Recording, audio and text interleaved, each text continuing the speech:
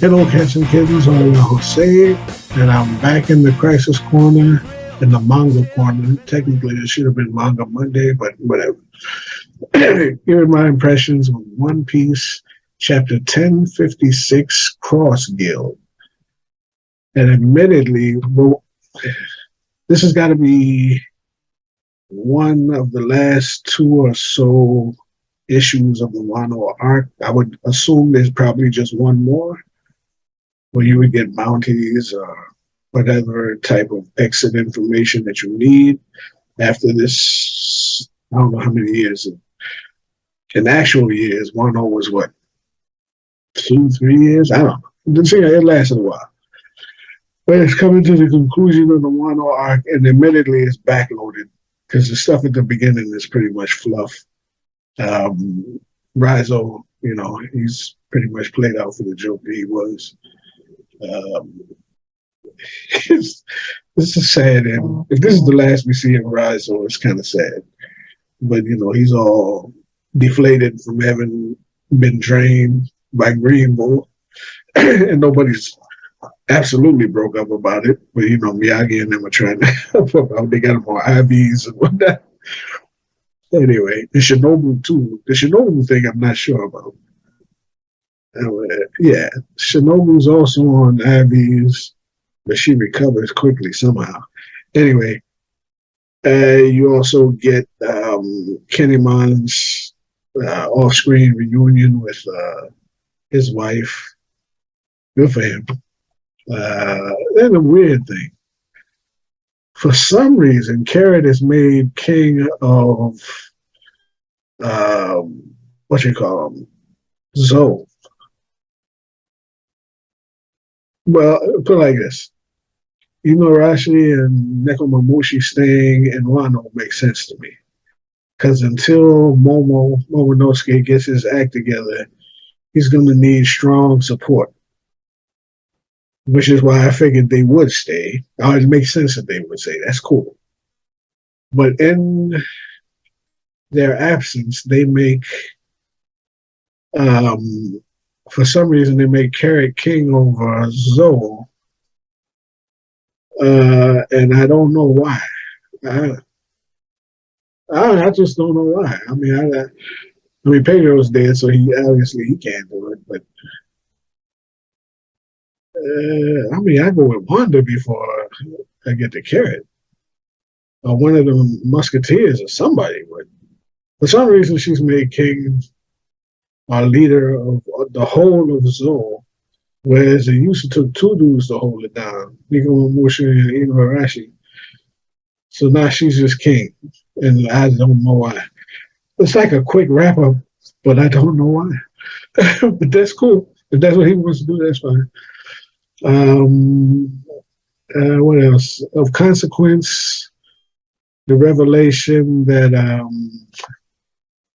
Odin's father is still alive. Kazuki's whatever his name. Anyway, he's announced that he's still alive, which we kind of knew. But of course, Kinemon didn't. So just showing that's a bit funny anyway. Kinemon is he's the luckiest leader of any rebellion that's ever lived. Dude he got heart, but he's borderline clueless. It's funny. It's a good gag. More importantly, Nico Robin announces to the crew that Pluton is in Wano, but again, Luffy doesn't care, so it's nothing that he's interested. The only person who's really interested in is show some interest is Frankie, I guess. But all you would assume would have any interest. All he says is, I can't believe a thing like that actually exists. And he knows what Pluton is. He had the blueprints for it. He's seen what it's supposed to be. And he's shocked by the fact that it actually exists. That's kind of weird. But yeah, nobody's interested in it. Yet still, what's that cat's name? But he overhears the entire conversation, and he's going to report it back to somebody. I'm going to let a certain someone know. Could be Blackbeard, could be somebody. some pirate that would benefit from that information. And if that's the case, especially if it's Blackbeard, that means that he would come to Wano and try to take it, which would be a whole nother story unto itself. Caribou, I think his name is Caribou. Anyway, but that's a story for another day. Like I say, Shinobu returns to his previous form and takes Tama on as an apprentice. So she wants to become a ninja Konoichi and someday sail with the Straw Hats. That's fair. Anyway, which brings us to basically up until then. I mean, the Straw Hats apparently leave without saying goodbye to Momo, but that's going to be resolved later, apparently. Well, this is one thing. Hiyori is over there playing with Toko, who is still giggling and laughing, not having been cured from the smile fruit effects. And that's distressing to me. I mean,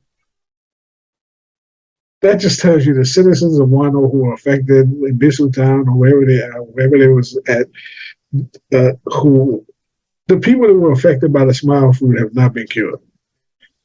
3 or 4 big league doctors came in and are walking out of Wano, and nobody has attempted to cure these people from their plight. You know what I'm saying? This is like major thing in their lives. They can't express negative emotions. Every time she thinks about what's her name, Yasui, getting gunned down in front of her face, she's gonna bust out laughing. That's not cool, man. I wish Owen would have had Chopper find a way to cure these people from this illness. Them leaving Wano with these people in that state, to me, that's kind of, well, if they can't be cured, just say so. But it seemed kind of, anyway, so there's that. Then we get to the biggest issue in the tail end of the story, where the Straw Hats, the Kid Pirates, and the Heart Pirates going their separate ways. And it's very comedic bit with showing the captains beefing with one another, especially Kid and Luffy.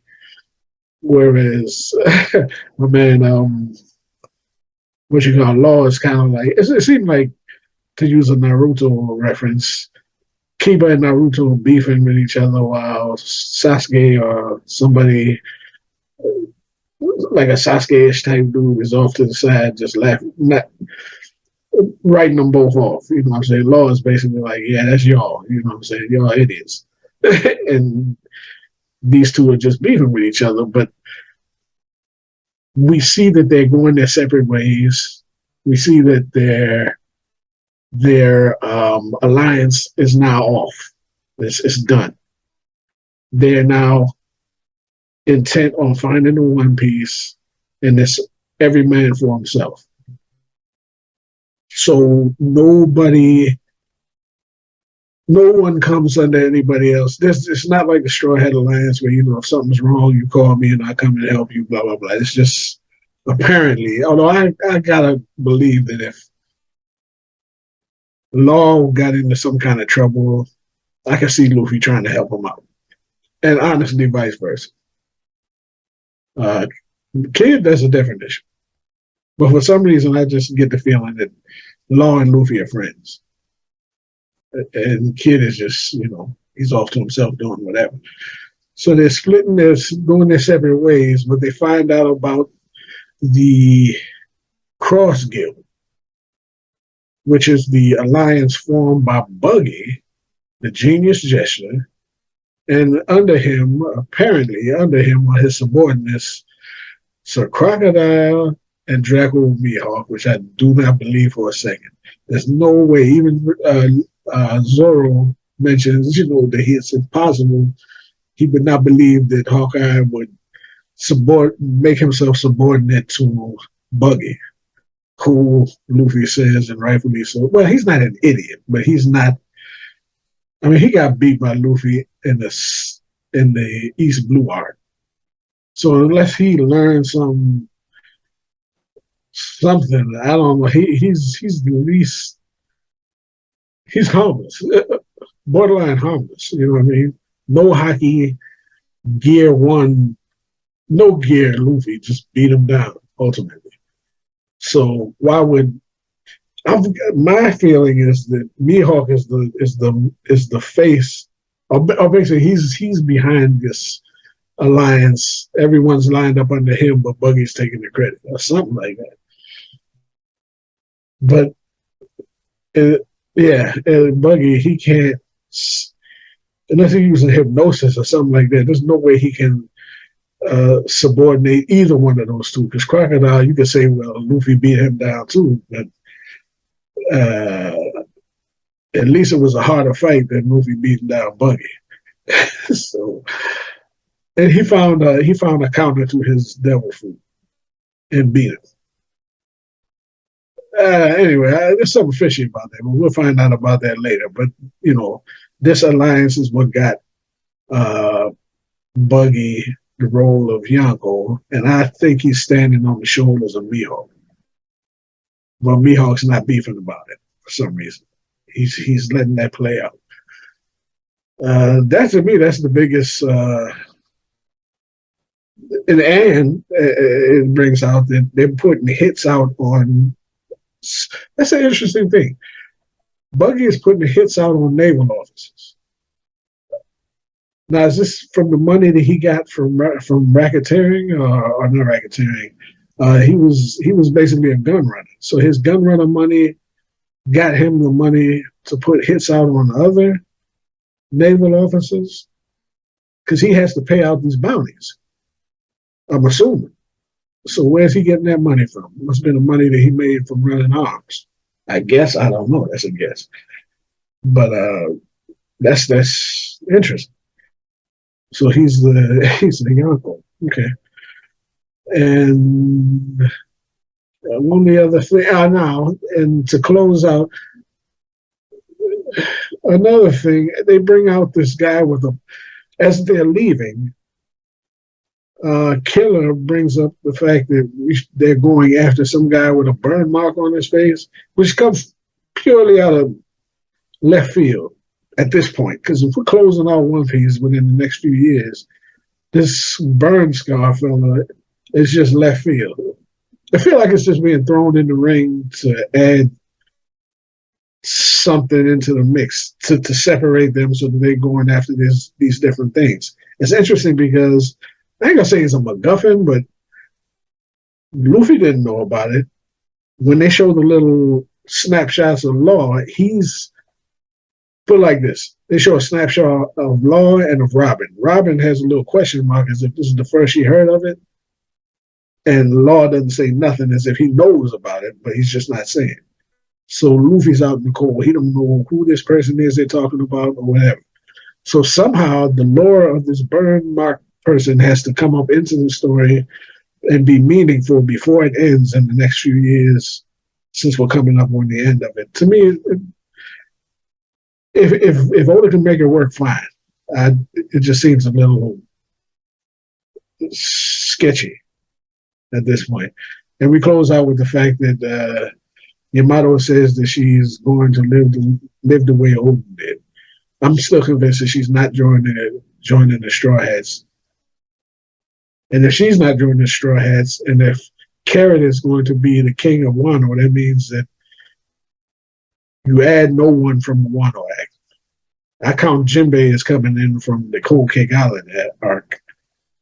But no one they do not get a new crew member from the Wano arc.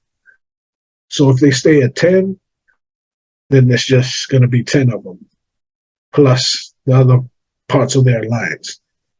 10 people on your ship, and you're a Yonko.